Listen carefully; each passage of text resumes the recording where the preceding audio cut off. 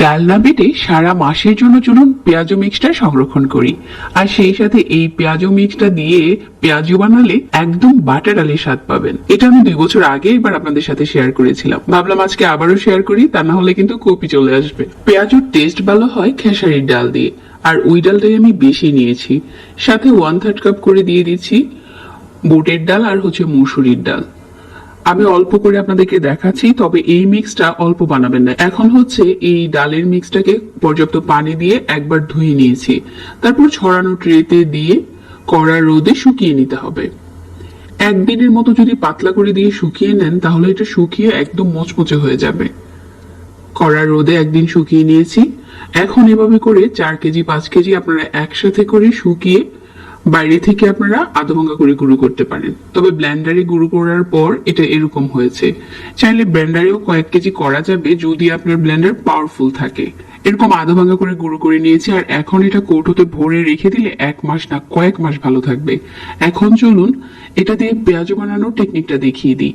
একটা বাটিতে নিয়ে নিলাম কিছু, আর সাথে দিয়ে দিচ্ছি 1 কাপ পানি।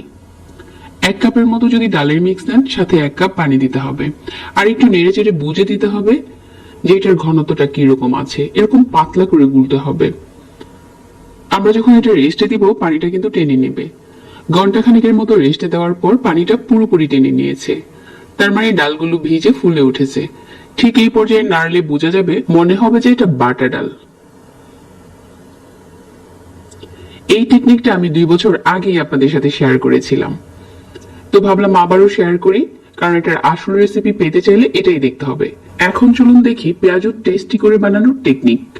যতটা ডাল দিবেন ঠিক সমপরিমাণ পেঁয়াজ কুচি দিতে হবে। তারপর দিয়ে দিচ্ছি কাঁচামরিচ কুচি। মরিচের গুঁড়া স্বাদ মতো, আমি এখানে 1/2 চা চামচ দিয়েছি। হলুদের গুঁড়া 1/2 চা চামচ। আর কিছুই দিতে হবে না, ভালো করে কষলে মেখে তারপর স্বাদ মতো লবণ দিয়ে দিচ্ছি। যদি কালো জিরার ফ্লেভারটা ভালো লাগে এখানে অল্প একটু কালো জিরা দিয়ে দিতে পারেন, তবে এই পেঁয়াজুতে যদি অন্য কোনো মশলা দেন তাহলে খেতেই ভালো লাগবে না। আপনি এই রেসিপিতে একবার বানিয়ে দেখতে পারেন। পেঁয়াজের নিয়ম আপনি যত বেশি পেঁয়াজ দিবেন এটা খেতে তত টেস্টি লাগবে। গরম তেলে ছেড়ে দেওয়ার পর চুলার আঁচ কমিয়ে এগুলো ফ্রাই করে নিতে হবে। তো এভাবে করে গরম তেলে বেশ কিছুক্ষণ ভেজে নিয়েছি, আর এখন দেখেই বোঝা যাচ্ছে ক্রিস্পি হয়ে গেছে। ঠিক এই পর্যায়ে তেল থেকে উঠিয়ে নেব।